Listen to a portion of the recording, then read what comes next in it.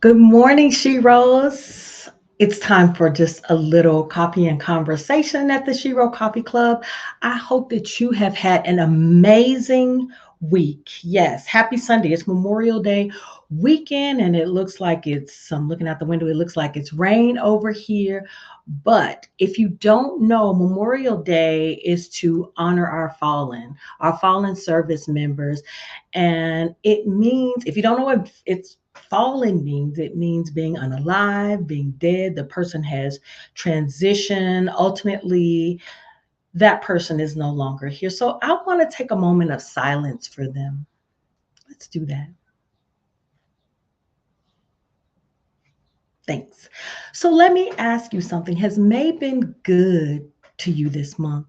Well, if it hasn't been, don't worry because the best month of the whole year is right around the corner. Yes, I'm talking about the month of June. It is my birthday month, the start of Cancer season, when we roll into the summer and we outside with our summer bodies and all of the magic and splendor that comes along with the month of June. I know you're following me, right? I know you're following me. But yeah, let's welcome June in with our energy and our positivity and a plan to do something big. So I had an interesting chat with my doctor this week. We were talking about Shero Coffee Club's subscription. And I know you have one because you have gone to sherocoffee.com and gotten your subscription. But she asked me a question. She wanted to know, why does coffee taste burnt sometime? Not this coffee. Well, the answer is, the reason why coffee tastes burnt sometimes is because it's over roasted or it's over brewed at too high of a temperature. So when coffee beans are roasted for too long, they lose their natural flavors, they lose their natural oils, and you end up with a bag of burnt tasting coffee. And the same is true if the water is too hot, because the water can literally like scorch the grounds, excuse me, or the beans, and then you end up with the same burnt taste. And that's why I told her, get her a subscription at the Shero Coffee Club, where we have perfect ground dark roasted and medium roast coffees, and she won't ever have that problem again. I want everyone in the world to wake up with the best morning brew, and we know that's at the Shero Coffee Club. So take a look. Go over to our site and order a bag. And since I'm talking about my doctor, I want to roll right into health and wellness. So wait, let me put this down. I stepped on the scale, y'all, and looked down, and I weighed, no lie. I mean, I carry it pretty well because I'm solid, but that's what the scale said. Did you know that weighing pounds makes me makes me just like 6 pounds shy of qualifying for being the heavyweight boxer of the world? Even the heavyweight boxer now is only 6 pounds more than me. I should be in my welterweight, 140, somewhere in there. I mean, but don't get me wrong, I absolutely love my body. It's been with me for a long time, and my body has respected me. It's done everything I told it to do, processing all of this comfort food and sugary drinks. I mean, and it still functioned in a healthy way. So I love my body. The problem is, my body respects me, but I don't respect my own body. I should be treating it like the temple that it is, but it's June and I'm going to do better. And I hope you are too. And I'm excited about this journey I'm about to take. And yes, I use the scale as a metric, but I'm not approaching this as a weight loss journey, although I'm hoping that it will be, because we all know most diets are effective if you stick to it. But then if you stop, you start gaining all that weight right back. So my plan is to eat healthy and then lose the weight. I'm hoping that works for me, because who knows? I mean, maybe it is in God's plan for me to stay this size only and be more fit and healthier. But in any case, I'm going to start my day off with lemon water and, of course, Shero coffee. But I am going to be juicing, doing smoothies, having balanced meal with half my plate veggies, quarter carbs, quarter protein, and then completely eliminating snacks. And then I've also incorporated exercising to 5 times a day as part of my journey as well. But I love the fact that I'm not doing the same thing every day because I really could get bored. I mean, I'm not just hitting the gym or going outside to do a run. I want to stay engaged. So I have a cardio day, a strength training day, calisthenics, the old school calisthenics, push-ups, old school calisthenics, yoga, and that's for stretching and balance. And then I have meditation for focus and clarity. That's a long meditation for focus and clarity. And that's my eating and exercise plan. I'll keep you updated, not every week because there is so much more to talk about in the few minutes that I have with you, but I am open to words of encouragement and tips and tricks because this has been 7 years in the making to get to this weight, 7 years in the making. But when I made up my mind to do this, I had to mentally prepare myself, which is really what I want to talk to you about today. I had to sit down and get real about my commitment and what I wanted to do because I've done this before.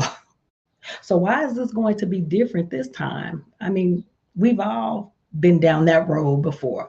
But my answer was because of the mental preparation I did. And the first thing I asked myself was why? Yeah. But even before then, I think that question comes up, the why question. I had to be willing to go down to my emotional core. And for me, it was because I honestly feel less active and weighed down. And I can go down a rabbit hole talking about the weighed down, but when a person feels weighed down, they're trapped. And the longer I stay like this, the more trapped I'm gonna feel. So it's time to bust out because that's not good for anybody, especially me.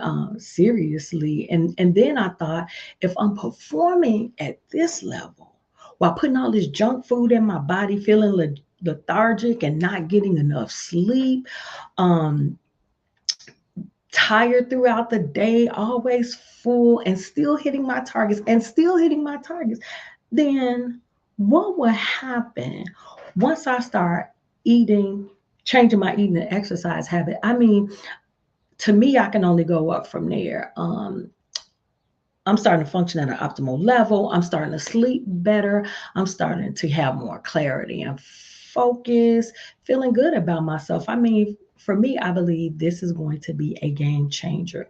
So the first thing I recommend you do if you do anything, is just get to that emotional core and know why. And don't state the obvious. I want to look good. I just want to lose the weight. I want to get healthy. Really take some time out and think about your why. I feel trapped. I got to break out of here. The next thing I had to do was think realistically. I mean, for me, I would overeat one day because the food was there, fast for 16 hours and eat a healthy meal. And then on the third day, I expect to at least have lost 3 pounds. I mean, that's insanity. And it doesn't work like that. Garbage in, garbage out. You can't outwork a bad diet. And I think, if you want to see change, you got to operate within the nature of the thing that you're trying to change. And no matter how we put it, or what diet we try, the objective is always to put less calories and put more less calories in your body and get more exercise. And I don't care if it's fasting, eating vegetables, having once a day meals, whatever the case, you are still putting less calories in your body. And the exercise helps you burn that off because technically we're supposed to eat to live. So we're supposed to be eating just so we can do what we do out in the world.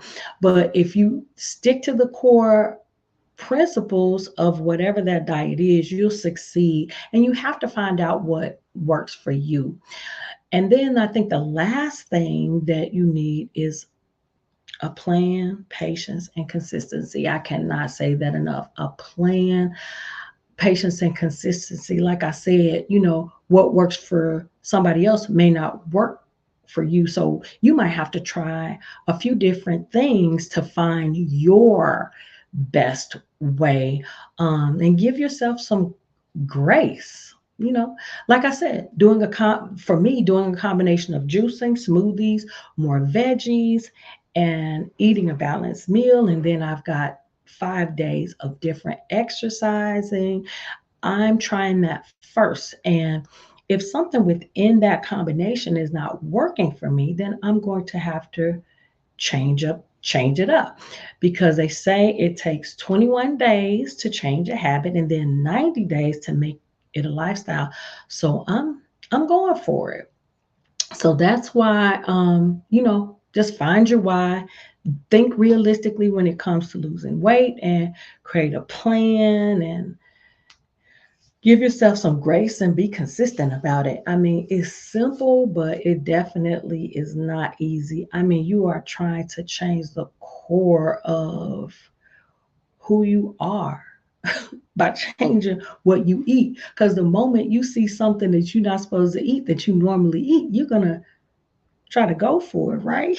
Be like, yeah, I want that chicken. It's natural. I want that fried chicken, or I want this, or I want that. Whatever the case may be, it's natural. And like I said, the journey is not easy. It's simple, not easy, but it's possible. And so as we, approach June, I hope you have a plan to do something big, something for the next 21 days, and extend that to 90 days. Find something you can change in your own life that will matter to you, that's challenging to you. Because one of the biggest things in life we do is solve problems. So stop solving everybody else's problems and solve your own. All right, that's it. I'm wishing you a wonderful Memorial Day weekend and an even better week. Um, Consider what I said. Hopefully, some of these things work for you. Send me your tips, tricks, and your nuggets. And don't forget to go to, I've got to give it to you. Don't forget to go to sherocoffee.com to start your morning off like I do. With a great sip of unburnt coffee. And as always, be brilliant, be you, be blessed.